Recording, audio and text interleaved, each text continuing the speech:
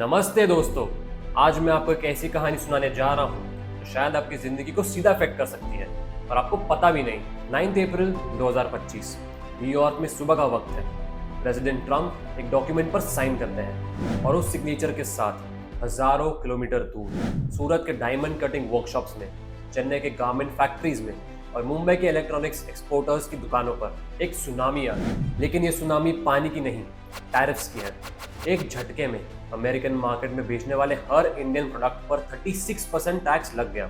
10% baseline tariff और 26% additional reciprocal tariff. क्या आपने कभी सोचा है कि कैसे एक फॉरेन लीडर के सिग्नेचर से लाखों लोगों की रोजी रोटी खतरे में पड़ सकती है, या कि ग्लोबल ट्रेड वॉर्स का असर आपके डेली बजट पर कैसे पड़ता है? आज हम इस टैरिफ सुनामी की गहराइयों में उतरेंगे और जब आप इस वीडियो के अंत तक पहुंचेंगे आपको समझ आ जाएगा कि ये सिर्फ दो देशों के बीच का मामला नहीं है। ये दुनिया की इकोनॉमिक सिस्टम की ट्रांसफॉर्मेशन है और इसमें आप भी एक हिस्सा हैं। सबसे पहले समझते हैं कि टैरिफ क्या होता है। अपने बचपन का वो फेवरेट बोर्ड गेम मोनोपोली याद कीजिए। जब आप किसी दूसरे प्लेयर की प्रॉपर्टी पर जाते हैं आपको टैक्स देना पड़ता है। टैरिफ बिल्कुल वैसा ही है, बस ये रियल लाइफ की दुनिया में अप्लाई होता है। जब कोई प्रोडक्ट अपना देश छोड़कर दूसरे देश में जाता है उसे इंपोर्ट टैक्स या टैरिफ देना पड़ता है। ये एक तरह का एंट्री फी है। एक सिंपल एग्जांपल से समझते हैं। मान लीजिए आप तिरुपुर तमिलनाडु के गारमेंट मैन्युफैक्चरर हैं। आपने एक टी शर्ट बनाया जिसका प्रोडक्शन कॉस्ट 200 रुपए है। आप इसे अमेरिका में $10 अप्रोक्सीमेटली 750 रुपीज में बेचना चाहते हैं। पहले शायद आपको 10% टैरिफ देना पड़ता था, यानी $1, लेकिन अब 36% टैरिफ के साथ आपको $3.6 देना होगा। अब आपका टी शर्ट या तो अमेरिकन कस्टमर के लिए महंगा हो जाएगा या फिर आपका प्रॉफिट ड्रास्टिकली कम हो जाएगा। ट्रेड और टैरिफ्स की कहानी बहुत पुरानी है। वर्ल्ड वॉर 2 के बाद दुनिया ने सोचा अगर हम फ्रीली ट्रेड करेंगे तो प्रॉस्पेरिटी बढ़ेगी और वॉर्स कम होंगे, और इस फिलॉसफी ने दुनिया को ग्लोबलाइजेशन की तरफ धकेल दिया। 1947 में GATT एग्रीमेंट साइन हुआ, फिर 1995 में WTO बना। इनके थ्रू ग्लोबल टैरिफ्स स्लोली कम होते गए। एक जमाना था जब कंट्रीज 100% या उससे भी ज्यादा टैरिफ्स लगाते थे, लेकिन धीरे धीरे डेवलपिंग कंट्रीज भी अपने टैरिफ्स 5 to 10% लेकर आए। लेकिन 2016 में कुछ बदला। डोनाल्ड ट्रंप ने अमेरिका फर्स्ट का नारा दिया। उनका कहना था अमेरिका ने दूसरे देशों को अपना मार्केट खोल दिया, पर वो देश अमेरिका के प्रोडक्ट्स पर हाई टैरिफ्स लगाते थे। We are like the piggy bank that everybody is robbing and that ends. अब 2025 में ट्रंप दोबारा व्हाइट हाउस में है और उन्होंने अपना प्रॉमिस पूरा किया है। लेकिन क्या ये सिर्फ एक प्रॉमिस था या कुछ और भी छुपा है इसमें? अभी हम गहराई में जाएंगे। अप्रैल 2025 में ट्रंप एडमिनिस्ट्रेशन ने जो मेजर टैरिफ डिसीजंस लिए। 5 अप्रैल सभी देशों के प्रोडक्ट्स पर 10% बेसलाइन टैरिफ है। 9 अप्रैल स्पेसिफिक कंट्रीज के लिए एडिशनल रेसिप्रोकल टैरिफ्स, जिसमें इंडिया पर 26% एक्स्ट्रा टैरिफ लगा। Combined effect 36% tax on Indian goods entering America. लेकिन इंटरेस्टिंग बात यह है कि इंडिया अकेला नहीं है इस कहानी में। टैरिफ्स की ये सुनामी पूरे विश्व को हिट किया है। China 54%, Cambodia 49%, Vietnam 46%, Sri Lanka 44%, Thailand 36%, Taiwan 22%, south Africa 30%, Japan 24%, European union 20%, Philippines 17%। ये सिर्फ रैंडम नंबर्स नहीं हैं। ट्रंप का कहना है कि रेसिप्रोकल टैरिफ्स हैं, यानी जितना टैरिफ दूसरे देश अमेरिकन प्रोडक्ट्स पर लगाते हैं उतना ही अमेरिका अब उनके प्रोडक्ट्स पर लगाएगा। इस अनाउंसमेंट के बाद ग्लोबल फाइनेंशियल मार्केट्स में भूचाल आ गया। S&P 500 dropped 1.6%, Nasdaq fell 2.2%, oil prices plummeted to their lowest levels in 4 years, base metals like copper and iron ore भी गिर गए। ग्लोबल ट्रेड रिसर्च इनिशिएटिव के एनालिसिस के मुताबिक 2025 में इंडिया के US एक्सपोर्ट्स टैरिफ्स सिर्फ इकोनॉमिक्स टेक्स्ट बुक्स का विषय नहीं है, ये रियल लाइफ्स को अफेक्ट करता है। हजारों फैमिलीज की फाइनेंशियल सिक्योरिटी, उनके बच्चों के एजुकेशन और एंटायर कम्युनिटीज की स्टेबिलिटी दाव पर लगी है। Fish and sea food exports 20% decline, iron and steel articles 18% decline, diamonds and gold products 15.3% decline, vehicles and parts 12.1% decline, electronics 12% decline. Indian pharma stocks like land pharma and doctor Reddy's भी गिर गए after Trump hinted at future levies on pharmaceutical products. Indian GDP may face a short-term 0.1% dip. The Reserve Bank of India ने भी response दिया है। 25 basis points तक repo rate cut करके GDP growth को सपोर्ट करने की कोशिश की है। लेकिन हर क्राइसिस के पीछे एक अपॉर्चुनिटी छुपी होती है और ये टैरिफ वॉर भी कुछ इंडियन सेक्टर्स के लिए एक ब्लेसिंग इन डिस्गाइज बन गया है। एग्जाम्पल, तिरुपुर का टेक्सटाइल क्लस्टर।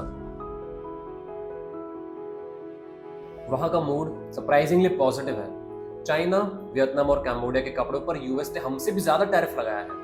इसका मतलब अमेरिकन मार्केट में अब हम कंपैरेटिवली सस्ते पड़ रहे हैं। Let's break it down. $10 का टी शर्ट फ्रॉम इंडिया $13.6 का बिकेगा, 36% टैरिफ। $9 का टी शर्ट फ्रॉम चाइना $13.8 का बिकेगा, 54% टैरिफ। $9.5 का टी शर्ट फ्रॉम वियतनाम $13.87 का बिकेगा, 46% टैरिफ। $9.25 का टी शर्ट फ्रॉम कैम्बोडिया $13.78 का बिकेगा, 49% tariff. Indian textile exports to the US may rise as buyers shift from Bangladesh and Vietnam. India faces lower tariffs than China or Vietnam, increasing its relative advantage. Indian agri exports stayed largely stable.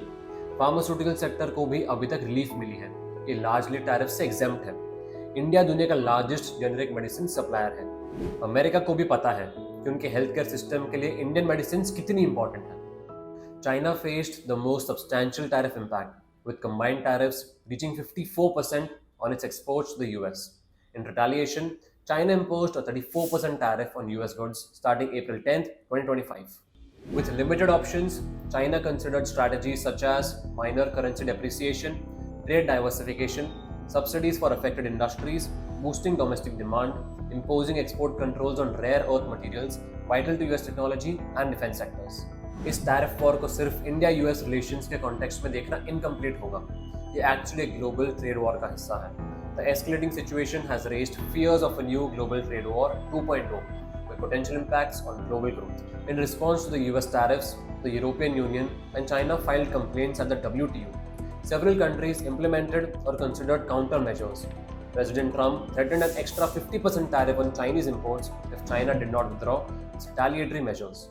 ये tariff war actually global supply chains को reshape कर रहा है। Decade से companies ने efficiency के basis पर supply chains बनाए थे, जहां से सस्ता मिले वहीं से सोर्स करो।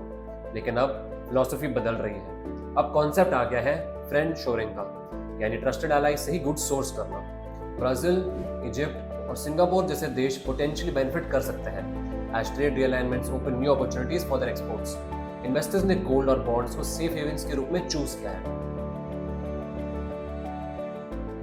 India is not expected to retaliate strongly, instead focusing on negotiation and long-term resilience. India और US relations अभी भी strong है।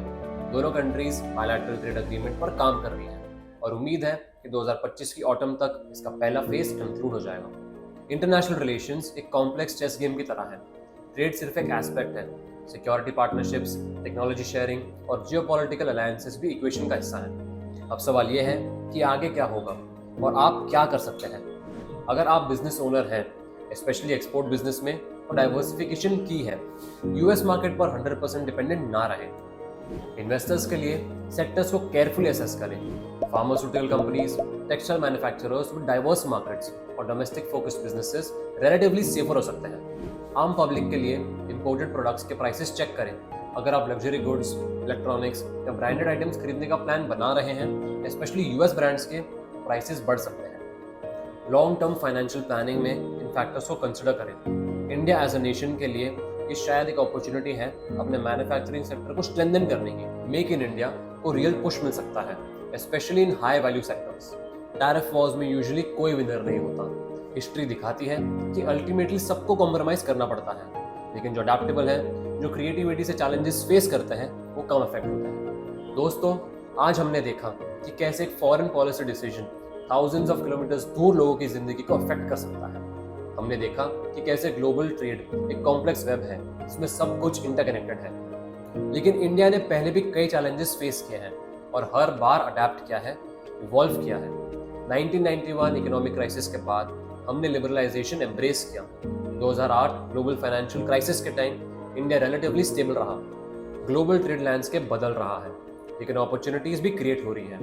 जो इस चेंजिंग लैंडस्केप को समझेंगे वही आगे बढ़ेंगे। आज की वीडियो से मैं आपको ये थॉट देना चाहता हूँ, कभी भी ग्लोबल इवेंट्स को दूर की बात मत समझिए। आज के इंटरकनेक्टेड वर्ल्ड में न्यूयॉर्क में लिया गया डिसीजन आपके घर का बजट अफेक्ट कर सकती है। वाइज कंज्यूमर्स, स्मार्ट बिजनेसेस और फॉरवर्ड थिंकिंग नेशंस वही हैं जो इन चेंजेस को पहले से एंटिसिपेट करते हैं और प्रिपेयर करते हैं। अगर आपको ये वीडियो इन्फॉर्मेटिव लगा तो प्लीज़ इसे लाइक करें और अपने दोस्तों के साथ शेयर करें। सब्सक्राइब जरूर करें ताकि ऐसी और वीडियोस आप तक पहुंचती रहे। कमेंट्स में बताएं आपको क्या लगता है, क्या ये टैरिफ्स इंडिया के लिए लॉन्ग टर्म में पॉजिटिव होंगे या नेगेटिव? क्या आपका बिजनेस या करियर इससे इफेक्ट हो रहा है?